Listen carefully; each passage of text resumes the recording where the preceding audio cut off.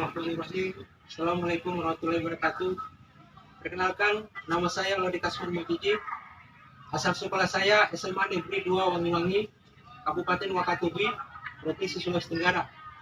LPTK saya adalah Universitas Pendidikan Indonesia UPI Bandung. Demikian. Billahi taufiq wal hidayah. Assalamualaikum warahmatullahi wabarakatuh.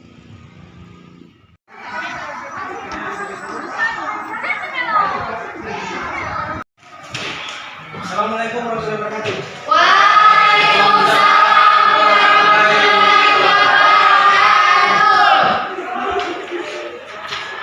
Bagaimana kabar?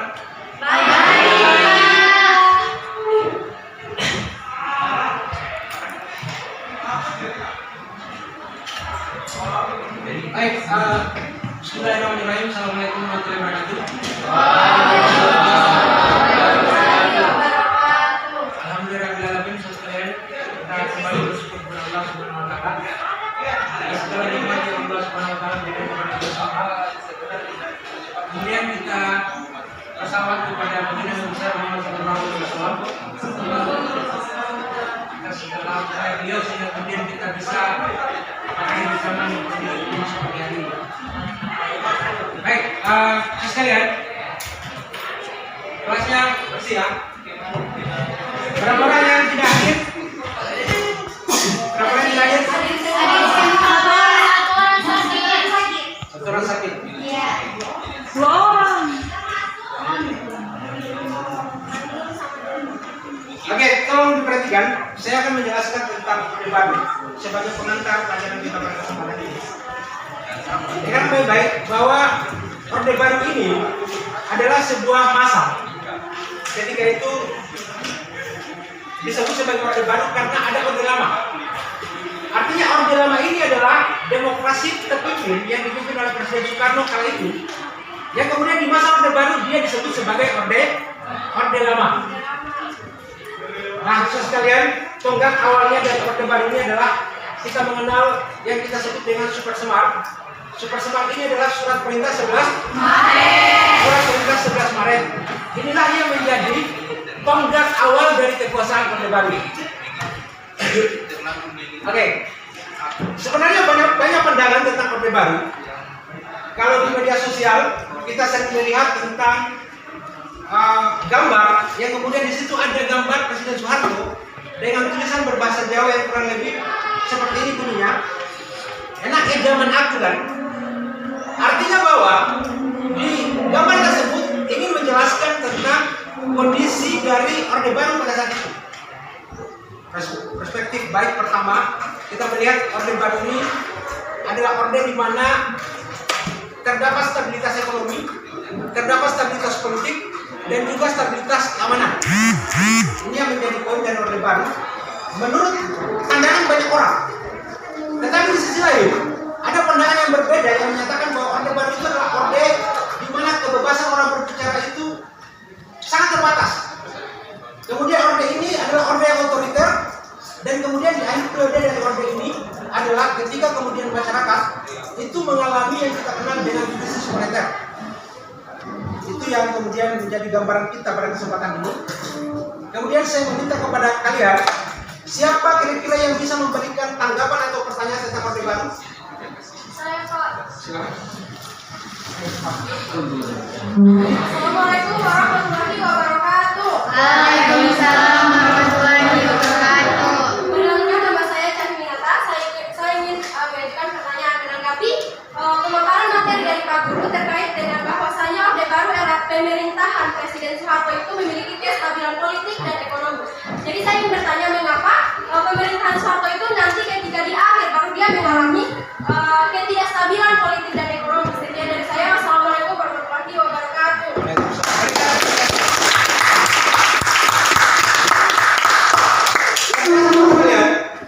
Bahwa di Orde Baru itu memang terdapat kestabilan ekonomi, politik, dan juga pertahanan keamanan. Menanggapi apa yang disampaikan oleh Cahyu tentang pertanyaan kenapa nanti di akhir. Tentu di akhir periode Orde Baru kita menyaksikan terdapat praktek yang biasa kita kenal dengan sebutan KKN. Apa itu KKN? KKN itu adalah kolusi dan nepotisme. sekalian, penting sekali untuk kemudian bagaimana kita belajar tentang Orde Baru ini. Karena di sini kita akan mempelajari tentang bagaimana sistem pemerintahan di kala itu dan juga tentu dampaknya, dampak dari pemerintahan Orde Baru ini sampai dengan hari ini. Itu juga yang menjadi konsentrasi kita dalam memahami tentang kehidupan politik pada Orde Baru. Baik, selanjutnya saya ingin menyampaikan tentang tujuan pembelajaran kita pada kesempatan ini. Ada tujuan pembelajarannya adalah yang pertama, kalian itu bisa menguraikan tentang kehidupan politik pada masa Orde Baru. Yang kedua adalah kalian bisa mengidentifikasi tentang kehidupan politik pada masa Orde Baru. Kemudian kalian bisa melakukan atau mencari referensi tentang kehidupan politik pada masa Orde Baru. Dan yang terakhir adalah kalian itu diminta untuk kemudian menyajikan hasil dari pencarian itu melalui laporan tertulis sebentar. Itu yang menjadi konsentrasi kita pada kesempatan ini. Baik, kita lanjut.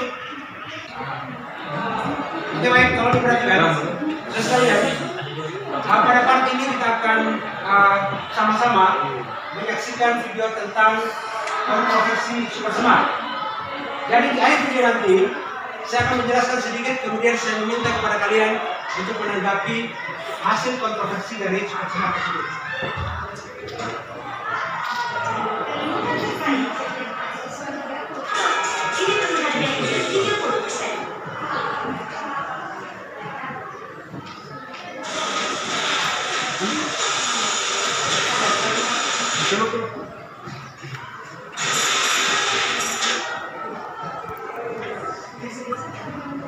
Sahabat Kompas.com, Supersmart atau Surat Perintah 11 Maret melalui perolehan pemerintahan dari Orde Lama ke Orde Baru.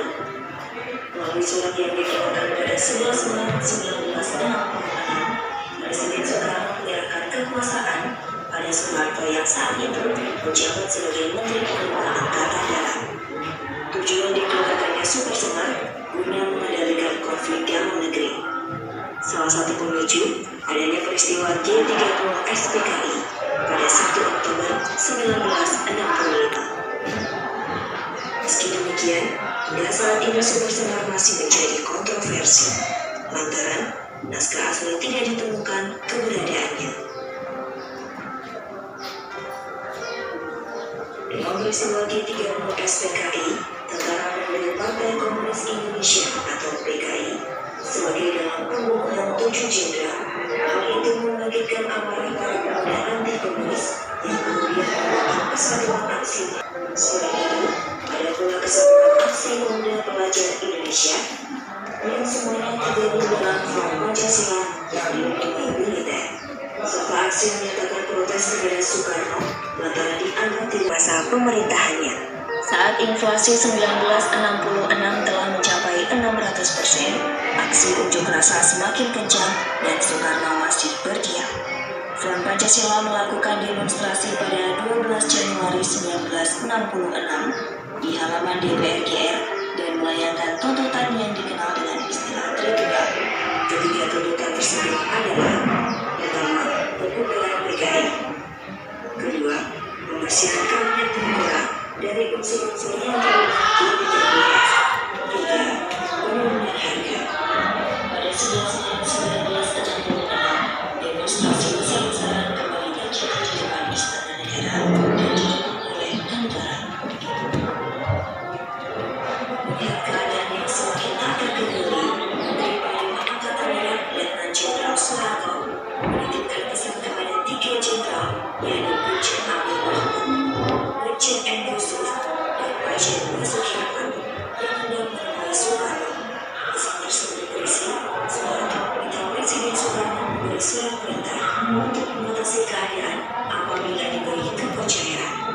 Usai pesan diterima, Soekarno menandatangani surat perintah untuk mengatasi konflik yang kian memanas pada 11 Maret 1966. Surat tersebut kemudian dikenal sebagai Surat Perintah 11 Maret atau Supersmart yang dibuat di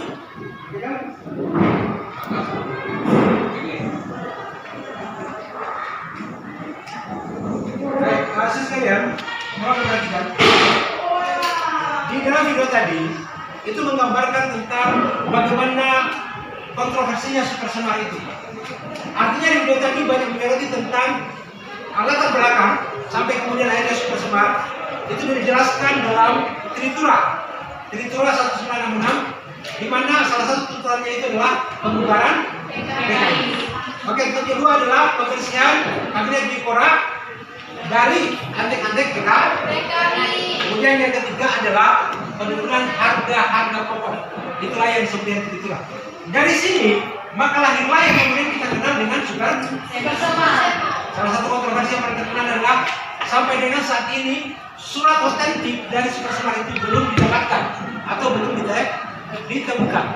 Oke, kepada saudara sekalian, saya meminta pendapatnya terhadap video yang tadi diputarkan. Siapa yang bisa memberikan tanggapan? Silakan. Oke, silakan. Sampaikan.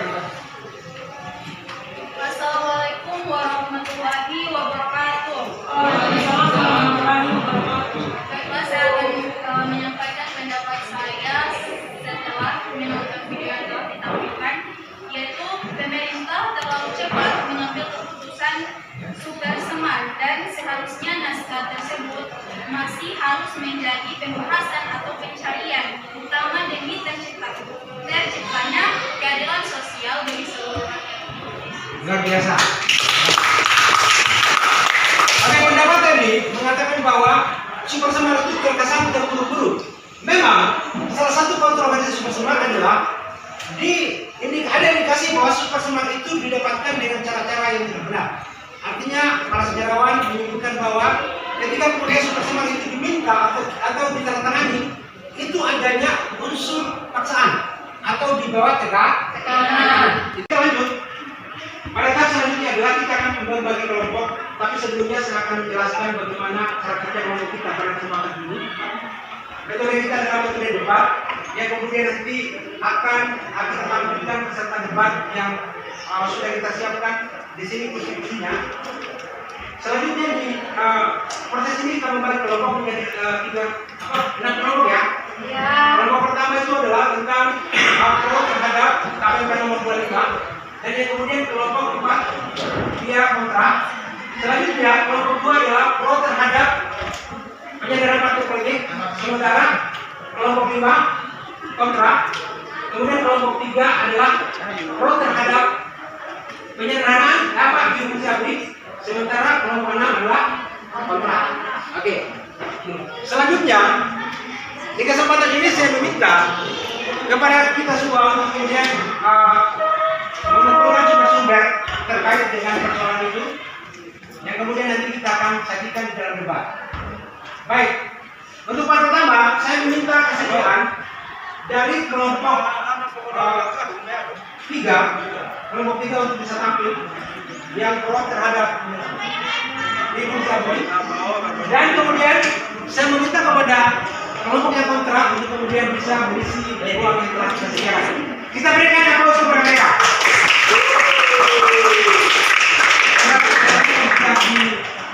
Sampaikan. Ayo maju.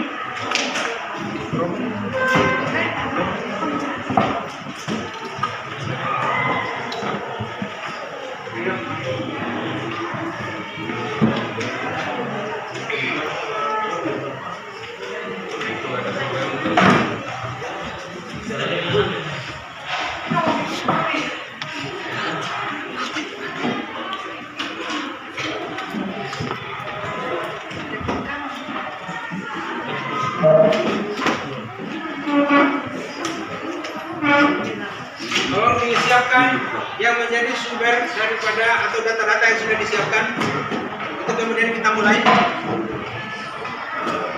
Jadi saya di sini bertindak sebagai moderator untuk kemudian mengarahkan proses debat pada kesempatan ini. Untuk kemudian kita memberikan waktu, maka saya minta kepada kelompok pro untuk kemudian menyampaikan pandangannya tentang pro terhadap fungsi ABRI. Silakan. Silakan. Saya beri waktu 2 menit untuk kemudian menyampaikan pandangannya. Silakan. Baik, Assalamualaikum warahmatullahi wabarakatuh. Pertama-tama saya ucapkan terima kasih kepada moderator, Bapak Kasman Fadili, selaku guru pada mata pelajaran sejarah Indonesia. Baik, saya di sini akan membawakan materi mengenai pro terhadap dui fungsi ABRI. Konsep dui fungsi ABRI diilhami oleh semangat berjuang Indonesia yang memperjuangkan kemerdekaan Republik Indonesia melawan Belanda antara tahun 1945 sampai 1949. Generasi awal prajurit Indonesia bertempur atas iman sendiri dan membawa hasrat untuk membela negara dari pengerongan Belanda. Salah satu tokoh militer Indonesia terbuka Jenderal Besar Abdul Haris Nasution mengabadikan semangat tinggi dan mencetuskan konsep Round Fort. Menurut konsep ini, tentara tidak boleh hanya mengurus pertahanan dan keamanan, tetapi juga dibesarkan dalam upaya meningkatkan kesejahteraan negara secara keseluruhan. Kami menilai bahwa dalam upaya menjaga dan mendorong kemajuan sistem dan praktik demokrasi di Indonesia, peran sosial politik ABRI atau Tentara Negara Indonesia yang telah dihapuskan pada tahun-tahun transisi politik 1998 menjadi penting untuk dijaga dan dipertahankan. Penting bagi elit politik untuk tidak membuka ruang hidup dihidupkannya kembali praktik politik era otoritarian tersebut, karena saat kami ruang tersebut dibuka dan apalagi dilegalisir melalui undang-undang, maka sama saja membalikan kembali peran tentara negara Indonesia atau TNI seperti di masa otoritarisme Orde Baru. Sekian dari saya. Kami memberikan kesempatan kepada kelompok kontra untuk kemudian menanggapi apa yang telah disampaikan oleh kelompok pro tentang dui fungsi ABRI. Saya persilakan kepada kelompok yang kontra, waktunya 1 menit dari sekarang. Silakan. Assalamualaikum warahmatullahi wabarakatuh. Waalaikumsalam warahmatullahi wabarakatuh. Perkenalkan, nama saya Alif Anastasia Riano dari kelompok kontra terhadap dui fungsi ABRI. Saya memiliki pendapat kontra terhadap apa yang saudara Reski ucapkan tadi. Saya memiliki empat alasan mengapa saya kontra terhadap pendapat tersebut. Yang pertama adalah risiko politik militer, di mana meskipun Jenderal Nasution menegaskan bahwa militer tidak akan memainkan peran politik langsung, sejarah telah menunjukkan bahwa campur tangan militer dalam urusan politik dapat membawa risiko politisasi yang berpotensi merugikan demokrasi. Alasan yang kedua adalah keberlanjutan sukarela versus profesionalisme. Bisa dianggap meskipun pada awalnya tentara Indonesia terbentuk secara sukarela, pendekatan ini tidak selalu sesuai dengan prinsip profesionalisme militer yang mengedepankan kompetensi dan pengetahuan. Alasan yang ketiga adalah keterlibatan ekonomi militer, di mana bisa dianggap sebagai bentuk kontribusi positif, namun dapat juga membawa risiko penyelewengan kekuasaan dan korupsi. Oke, saya kira waktu habis. Kalau dengarkan kemudian sisi ketika tanggapan yang disampaikan oleh kelompok kontra. Jadi saya minta untuk diperhatikan waktunya dan juga disampaikan pandangannya itu dengan jelas dengan argumentasi yang baik. Saya persilakan kepada kelompok pro, nanti kemudian menyampaikan pandangannya kenapa harus pro dengan apa yang dari 25. Saya persilakan. Waktunya. Assalamualaikum warahmatullahi wabarakatuh. Waalaikumsalam warahmatullahi wabarakatuh. Baik, di sini saya mewakili kelompok kami dari kelompok pro terhadap TAP MPR nomor 25. Di mana kita sendiri tahu bahwa isi daripada TAP MPR nomor 25 ini yang pertama adalah pembubaran dari PKI. Kenapa kami pro terhadap TAP MPR ini? Alasannya pertama dari segi teologi, di mana komunisme telah melawan dari prinsip ketuhanan, yang mana hal ini berkaitan dengan sila pertama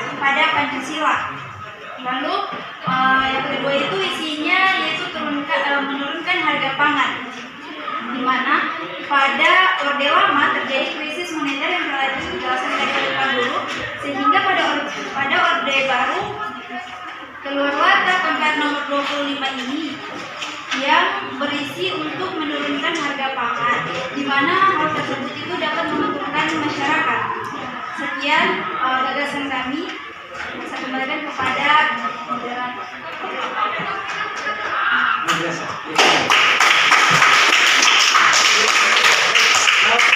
Kami minta kelompok kontra untuk menyampaikannya. Waktunya kami siapkan 1 menit. Silakan. Assalamualaikum warahmatullahi wabarakatuh. Perkenalkan, nama saya Cahmi Winata. Saya mewakili kelompok saya itu kontra dengan TAP MPR nomor 25 tahun 1966. Saya akan menanggapi pernyataan yang telah dikemukakan oleh tim pro terhadap TAP MPR nomor 25. Pertama adalah alasan kami mengenai kontra terhadap TAP MPR nomor 25 karena ada sisi belak dari TAP MPR tersebut. Contohnya seperti yang diungkapkan oleh Gus Dur yang menyatakan bahwa TAP MPR tersebut dijadikan sebagai landasan dalam rangka mendiskriminasi politik terhadap keturunan-keturunan dari anggota PKI. Padahal seperti yang kita analisis misalnya bahwasanya mereka itu tidak mengetahui apapun. Mereka tidak bisa memilih harus dilahirkan dari keluarga mana ataupun keturunan mana. Kemudian yang kedua, menyanggah terkait dengan adanya pernyataan bahwasanya TAP MPR itu berisi mengenai penurunan harga pangan. Kami akan mengungkapkan pencarian kami terhadap TAP MPR nomor 25 tahun 1966. Yang pertama intinya adalah keterangan mengenai pembubaran komunis di Indonesia. Kemudian yang kedua adalah PKI adalah organisasi terlarang di seluruh wilayah negara Indonesia dan larangan untuk menyebarkan komunis tersebut. Sekian dari saya. Wassalamualaikum warahmatullahi wabarakatuh.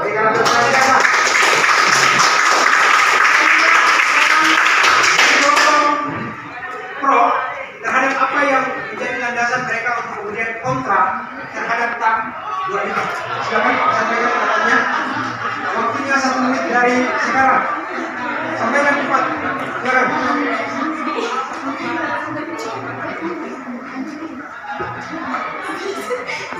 Ya.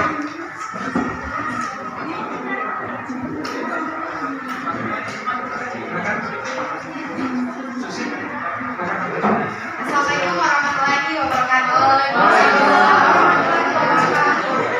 Baik, silakan perkenalkan, nama saya Susi Oktavia. Saya akan menanggapi mengenai paparan dari kehidupan mengenai TAP MPR nomor 25 tahun 1966, yaitu mengenai Gus Dur. Kalian setuju mengenai Gus Dur karena hasilnya PKI itu dapat ada di Indonesia, tidak perlu didiskriminasi. Oke. Silakan. Menurut kelompok kami atau pandangan saya pribadi, seharusnya itu harus dibubarkan. Kenapa? Karena pada saat itu PKI itu bukan ingin bekerja sama, tapi mereka ingin menjadikan negara ini sebagai bawahannya dan menjadikan Indonesia yang dari kami itu adalah Pancasila menjadi Luar biasa. Jadi materi ini yang saya bagikan kepada semua kelompok untuk kemudian menuliskan tentang pandangannya atau kesimpulan pandangan tentang kenapa pro, kenapa kontra dengan topik ini. Kemudian juga kalian menyertakan alasannya dan juga sumbernya. Jadi akhir kegiatan nanti LKPD ini akan kita kumpulkan kembali. Itu kepada saya. Gitu ya. Oke. Silakan didiskusikan dengan kelompoknya. Ini kemudian diisi tentang pandangan Anda, kesimpulan dari kegiatan kita pada kesempatan ini. Silakan kelompok dikerjakan ya. Ini kemudian pandangannya, kesimpulan dari kegiatan kita pada kesempatan ini. Dan juga alasannya dan juga sumbernya disertakan.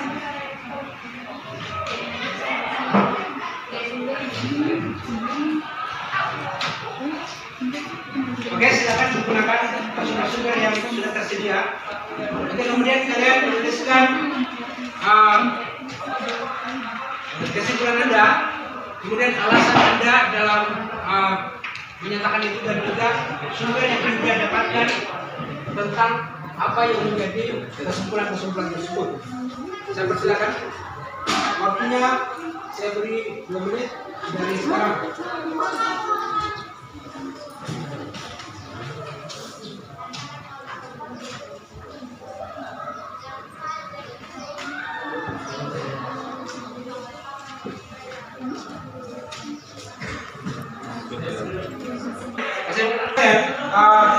Mungkin kita akan akhiri pertemuan kita, tapi sebelumnya saya akan mengevaluasi bahwa debat kita hari ini cukup baik dan kemudian memberikan tanggapan-tanggapan yang cukup signifikan. Untuk itu kita berikan aplaus kepada semua kelompok. Selanjutnya saya minta kepada kita semua untuk segera menentukan LKPD-nya. LKPD yang tadi yang disebarkan, kepada saya. Ayo, mari.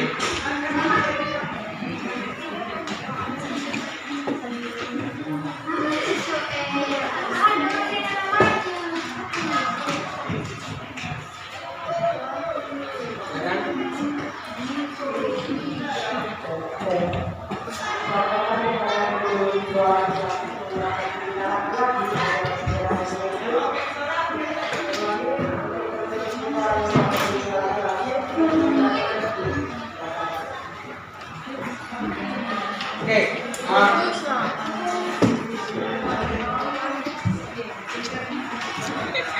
selanjutnya saya meminta kepada salah seorang kita untuk kemudian membaca untuk langsung pada pertemuan hari ini bertahan dari Allah Subhanahu Wa Taala. Siapa yang bisa membaca kita doa?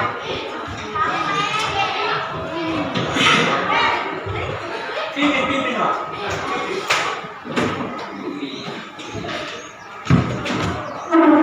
Menutup pertemuan kita pada pagi hari ini agar semua ilmu dan wawasan di atasnya yang telah kita dapatkan menjadi barokah yang menambah dengan amal kita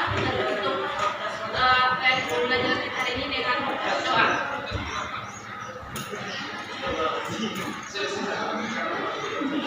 Coba dimulai.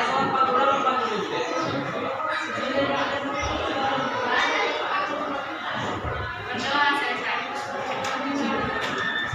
Baik, terima kasih atas semua partisipasinya. Saya mengucapkan billahi taufiq wal hidayah. Wassalamualaikum warahmatullahi wabarakatuh.